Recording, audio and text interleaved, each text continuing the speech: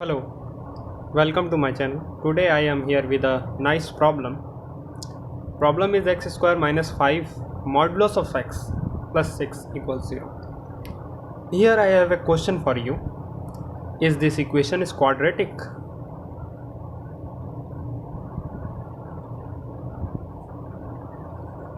Please give me a comment on this topic. This equation is quadratic or not?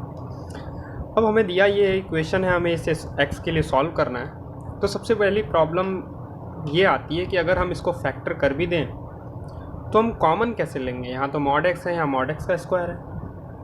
तो उसके इस question को solve करने से पहले मैं मॉड x को थोड़ा सा बताना चाहूँगा कि mod x is equals to x और minus x for some values like when x is greater than और equals to 0 and x is less than 0.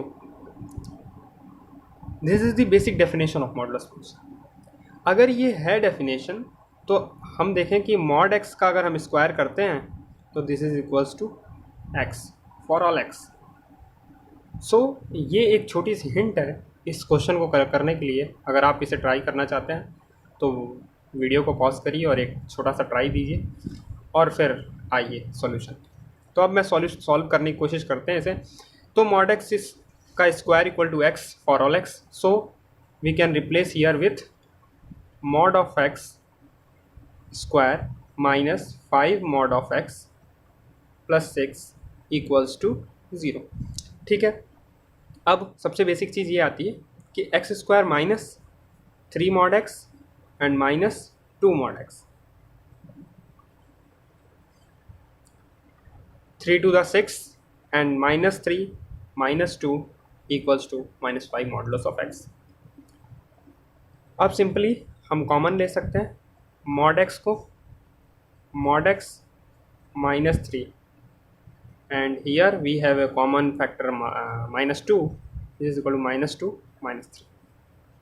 Once again we have a common factor mod x minus 3 and here mod x minus 2 equals to 0. This is great. Now let me turn the page. Here we are left with two factors of this equation, mod x minus of 3 and mod x minus of 2 equals to 0. Okay, nice. Here we use a very basic number theory concept. Number theory concept. Whenever a dot b equals to 0,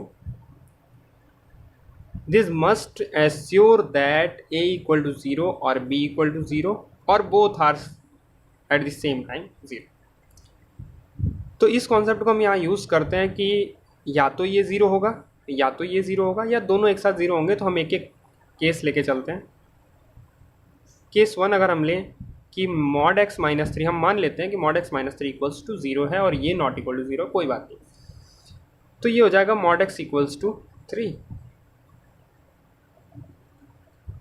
and you definitely knows the definition of mod x. So you got two solutions from here. Two solution.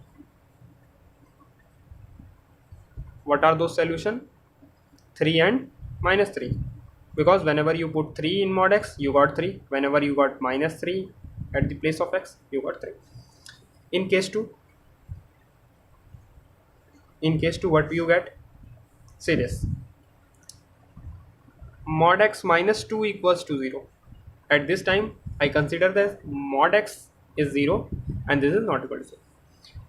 तो अगर यहाँ पे भी हैं तो हम same जिस तरह से हमने ऊपर किया वैसे यहाँ भी करते हैं. mod x equal to 2.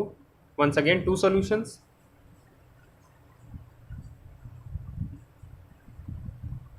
Solutions are 2 and minus 2. Here we get 4 solutions of a quadratic looking problem, which is really looking contradiction to our high school techniques. In high school teachers taught us that अगर कोई भी quadratic equation है x square minus 5x plus 6 तो जो x की power जितनी होती है उतने ही हमें सॉल्यूशन मिलेंगे, ऐसा बताया गया था। बट ये कॉन्सेप्ट यहाँ पे गलत होता दिख रहा है। शायद आपको कमेंट करना चाहिए कि ये क्वाड्रेटिक इक्वेशन है भी कि नहीं है।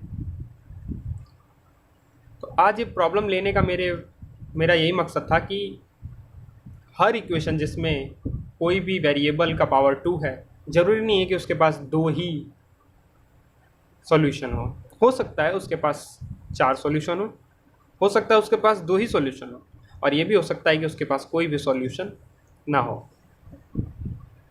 और ये बात आपको तभी पता लग सकती है जब आप इस क्वेश्चन को सॉल्व करें। So thanks for watching.